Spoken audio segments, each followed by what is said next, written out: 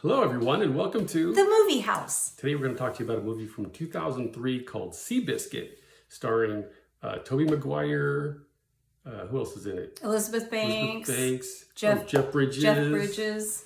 And Chris Cooper, who's always excellent. So it's a story about a horse and a rider and an owner and a trainer. But it's a really good story. It's not Secretariat. It's much better than Secretariat. Seabiscuit is, he's supposedly a smaller horse, right? Yes. And nobody really expects anything out of this horse. And Jeff Bridges is a successful businessman who has some tragedy in his life. And this horse sort of comes into his life. I forget how it happened. But this horse changes all these people's lives for the better.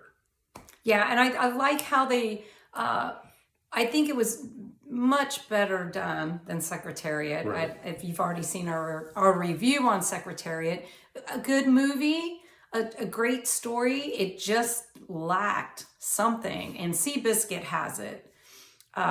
So the story of it is just really, really good, and the acting is excellent, the cinematography is excellent, and we know how these people fit in. Secretariat, we didn't so much, but Seabiscuit, you know Red's background, Tobey Maguire's character, who's the writer, the jockey. So you know who he is. We know who the trainer is, where he came from, how he got to where he's at. We understand who the owner is. Not just one little glimpse of it, but from the beginning, even before he got into horses, even before Seabiscuit came along.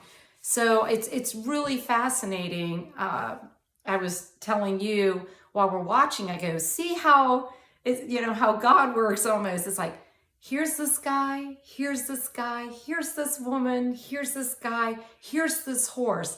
And they're all at this, slowly but surely moving in together, and they all meet, and it's just fascinating. Yeah, you can see when you compare the two movies, you can see the difference in ability of the director to weave those threads in a way that you don't even aren't aware of sometimes. Like you mentioned in Secretariat, they tell us he's a great writer, they tell us he's a great trainer, but in Seabiscuit they show you see it. You don't in several scenes, like particularly with Chris Cooper's character, who's sort of a laconic individual.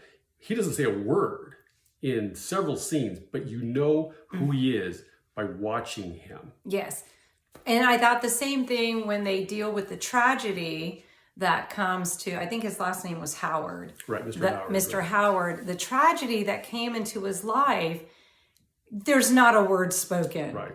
And it's just beautiful, and it's scene, and you're like, oh my goodness, and not one word spoken. Mm-hmm. But you got the whole gist of it, you got all the emotion, you were right there in that moment, not one word spoken. And that's powerful. And I think that's a lot of movies, it's like, why didn't they take the time to stick those 3 seconds in there, right? I mean, right. That's my biggest beef with a lot of movies. It's like, you couldn't give us any background. It just takes 3 seconds. And here they do it. That is a beautiful section of this movie. And they were able to convey it without one word. And it was just boom, boom, boom. Right. It's a 2 hour and 20-minute movie. So they do take a little extra time than they did in Secretariat for those moments to fill in some of those blanks, but it's well worth it. Yes. It doesn't feel like a long movie. It moves along very well. And I think too, because maybe Seabiscuit wasn't as well known as story, even though it's based on a book, famous book, it's got more of the obstacles that Secretariat didn't have, where it is a smaller horse and the writer has his issues and these sorts of things all play as like, well, how can this even happen? How can this horse succeed? And to watch how it plays out was very enthralling. Mm-hmm. Well, and I was reading, I actually got the book by Laura Hillenbrand, I believe, and she also wrote Unbroken, which is another fantastic book. And the movie's really good, and watch the sequel. And they were stating that Seabiscuit, the time frame is in the late 30s, and Seabiscuit was, every American was watching Seabiscuit, knew who Seabiscuit was, and they said he was more famous, more people read more about Seabiscuit than they did FDR or Hitler.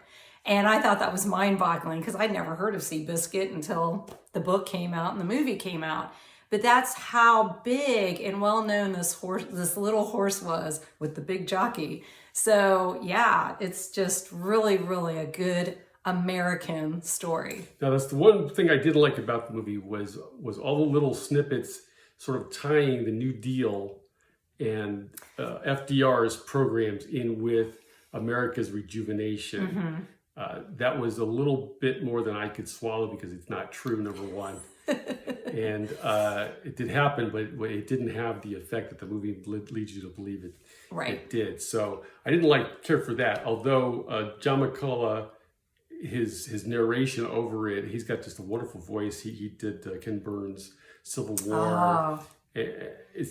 I can listen to him talk all day long, even if I don't agree with the word he says. So.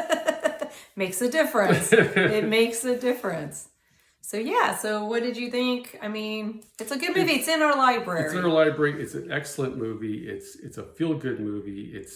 It's a movie that you will walk away from feeling better about the world and about people and about the possibilities of life, where again, other movies in that sort of genre aren't in the same caliber. It's just a very, very excellent film. Yeah, and I like too how they tempered. You have some serious moments, like I said, there is tragedy, but there was a lot of humor. Right. Lots of humor throughout the whole movie. So to really show how real these people are, because again, it's a true story.